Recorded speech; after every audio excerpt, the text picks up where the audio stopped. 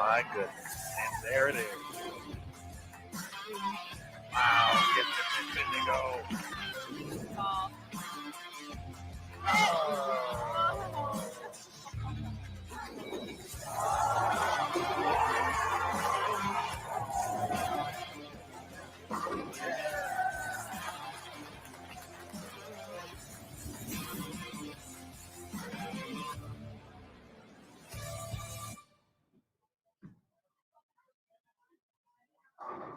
Good evening, everyone, and welcome to Saturday Night Bowling here. It's the fourth stop of the PWBA season. We're here in Eagan, Minnesota, here at Cedarvale Lanes. My name is Mike Flanagan, and I hope you guys are in store for what is going to be a fantastic stepladder final here on Bowl TV for the PWBA. I'd like to welcome in everybody who's watching our pregame show here on Facebook as well as on YouTube. If you'd like to watch tonight's stepladder finals, you can do that over at bowltv.com. It is a subscription. You can sign up for either an annual, a monthly, or an event pass. At this point, it would be best to do monthly or annual. So we'd love to have you join us for tonight's stepladder final. I am not alone here tonight, though. However, I do have a Hall of Famer that's going to be on the call with me this evening, and I'm looking forward to introducing her right now. I'd like to welcome in at this point in time, Carolyn Dorin-Ballard to our broadcast. Hello, Carolyn. How are you? Hi, Mike. How are you doing? Doing well. It's been an amazing event here up in Minnesota. It absolutely has been. I've enjoyed watching over the last couple of days. Like I had said to you, it's so funny because I do know, obviously, most of the bowlers and the ball reps. So it's been interesting to hear their take when you talk to some of the players and then you talk to their ball rep, and I'm going, I don't know. But the communication is so important. So we'll talk a little bit about that in the show.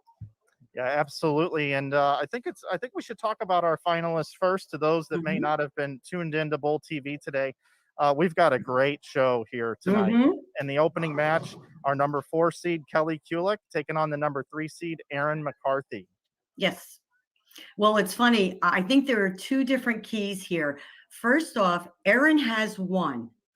Kelly, well, legitimately has not really won on the PWBA tour, right? I mean, but you know what I mean? Not as much as she really has wanted to. So the keys to what they want to focus on tonight are totally different. Erin, it's all about execution. And although I think Kelly would have a different philosophy, it's about execution, but being in the moment. And I think that's key. I think so as well. You know, Erin, she led most of this tournament, and down the stretch wasn't able to bowl any big games and fell down to the number 3 seed, which could be a blessing in disguise because she gets to get comfortable on the TV pair. Yeah, I think that sometimes, that goes both ways when you talk to TV finalists. It's all about whether you want to be a leader, bowl that one game and know the lowest you're going to finish is second. Although when you talk to 2, 3, and 4, they're like, I get to know what the pair is doing. I know what the adjustments are going to be, and you feel one step ahead of the leader. So it goes both ways. Me personally, I still like being the leader and knowing I only have to win one game. Well, you've had a lot of experience doing it. And then the winner of that match is going to go on to take on Dasha Kovalova. She's making her 3rd televised final of the season already. Absolutely. And Dasha's so funny because watching her during the break and seeing what she was working on, one of the things she was working on was opening up her angles. Now, if you really watch Dasha bowl, you would think that opening up her angles is something she could do just naturally. But really, she feels that's one of her things that she really has to focus on to make sure she executes it the right way. Now, this week, she really had to keep it kind of in front of her for some of the qualifying, and they tended to open up as you went into later in Friday and on Saturday. So it's going to be interesting to see how she plays the TV show. Yeah, and she was really disappointed in bowling a couple of low games down in Dallas. So hopefully tonight she can overcome that. And of course, our number 1 seed, new bowling center proprietor from California, looking to do it here tonight, Missy Parkin. Yep. Missy has always been a hard worker. She has always been knocking on that door. And, I talked to her earlier, asked her what some of her keys were, but we'll talk about that. But here's what her goal is for 2021, Bowler of the Year. I would think she's on her way. I think she may be. So let's Mhm. let's take everybody out to the lanes. Okay. The ladies are practicing. Hmm. 27 and 28 is the championship pair here at Cedarvale Lanes. And I've been told from Nick Hoagland, who designed this oil pattern, is very familiar with this bowling center, that 27 and 28 is a very high scoring. It's a really good pair in this bowling center. Well, of course, the lane guy's going to say that, right? The guy who wrote the pattern, he's going to say it's high scoring. No, I'm kidding. I'm just giving, I'm giving Nick a hard time. Actually, there have been some pretty good scores on this pair, but let's face it, you have four of the best bowlers right here on the women's tour. I think they are going to be stellar anyway. They know their games. They have great ball reps behind them, and they will be ahead of the transition moves. So I anticipate some good scores once they get lined in. I agree with you 100%. We've seen some interesting carry issues, a lot of 7-10s here this week, a lot of corner pins, difficult to get that bowling ball to carry. Yeah, it's funny. I heard you and Jason talking earlier today. For as high scoring as some of the pairs were, there were some pairs that were very tough. While I was watching, for instance, with the 5 bowlers on the pair, the high game on the pair was like 213. You had a 170, a 180, a 2-0, and then yet you would look 3 pair over, 256, 279, 230, 220, 220. So again, topography plays a key. And again, also being ahead of that transition and making the moves just a little bit ahead of the opponents. And I think that was key from pair to pair.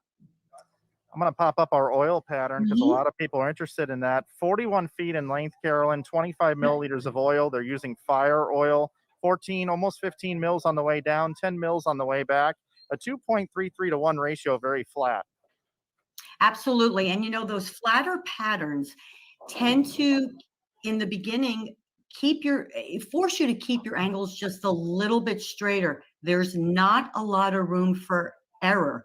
But one thing I was talking to Dell about watching qualifying, the girls that actually had a little bit higher rev rate off their hand were able to actually open up that lane in the front part a little bit quicker than the girls that like to keep their angles straighter, such as a Dasha or a Erin McCarthy, who led, right? We were talking about that. She's soft off her hand. She really never reads the fronts. Her ball floats through the front very easily. So she's allowed to get a little left quicker than most of the girls, and her ball never hooks early, because one of the keys to a flat pattern is the front part of the lane tends to break open, okay? And where the girls who like to play them a little straighter tend to see that early hook, the girls that can float it through the front do not. We're about 5 minutes away from our stepladder final here. Again, we've got Kelly Kulik in the opening match, the 4 seed, taking on Erin McCarthy. The winner of that will take on Dasha Kovalova, and then we'll take on Missy Parkin, our top seed. If you're watching on Facebook or on YouTube, it's not too late to sign up for Bowl TV. Head over to bowltv.com. You can sign up. You can watch the finals. And if you're already watching on Bowl TV, I see everybody in the chat coming in. We'll be participating in the chat throughout tonight's broadcast. And Carolyn, we've got another really, really cool thing happening here tonight. We're going to give away 3 bowling balls tonight from our partners, Storm, Rotogrip, and Brunswick. I love it. So a great opportunity to sign up for Bowl TV. I love giveaways. So let's take a look. Let's watch the ladies practice here a little bit. Looks like Kelly's going to slide left to center on this practice shot. Playing in between the 3rd and the 4th arrow. Erin McCarthy looks like she's lined up a little bit to the right of where Kelly is. Sliding about 17 or 18. Oh, but she's throwing it a 7-pin, so not a very good read there. I was going to say, I think she's practicing her spares. I'm going to assume Erin is going to be playing in.